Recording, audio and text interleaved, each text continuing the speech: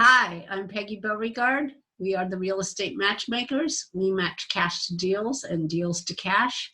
We save you time and you make money because the deals come to us and the returns go to you. Today, I'm talking about capital gains, taxes. Boy, don't we love those. Capital gain taxes.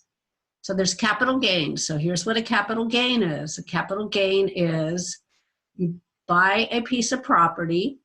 I like to use nice even numbers because it's so much easier. You pay $100,000 for that.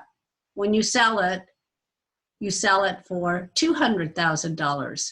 When you bought it, you had expenses. You fixed some of the property up. You put in some capital and did some re-roofing. When you sold it, you had some expenses. You take all those expenses that you had, capital improvements, and you subtract them from what you paid and what you sold for the property. So let's say you put $50,000 into this property and you're selling it for $200,000. Your capital gain is about $25,000 or $35,000 because you had your expenses going in that included paying your broker and your expenses going out, which included paying the commission to your broker, and the money you put in to fix it up. The gain is exactly what it says. It's a gain.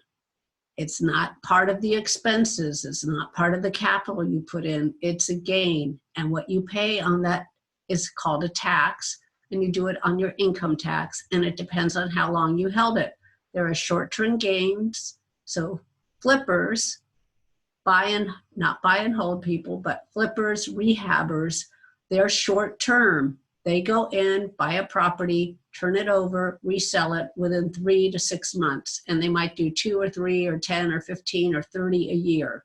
They will have to pay their gain on each one of those deals.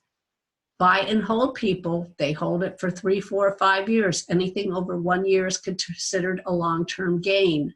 A long-term gain is a different rate than a short-term gain.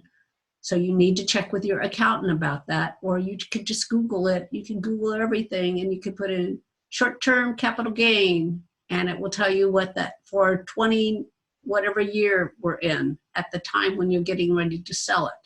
You put that in, it will tell you what that gain is. And you do that before you sell it, not after you sell it, because you want to know what your position is before you sell anything so that you can offset any gain you have with some other kind of expense. And if you'd like to know more about how you do that, give me a call, send me an email. That would be a great discussion to have. That is a longer discussion than I'm willing to put on video.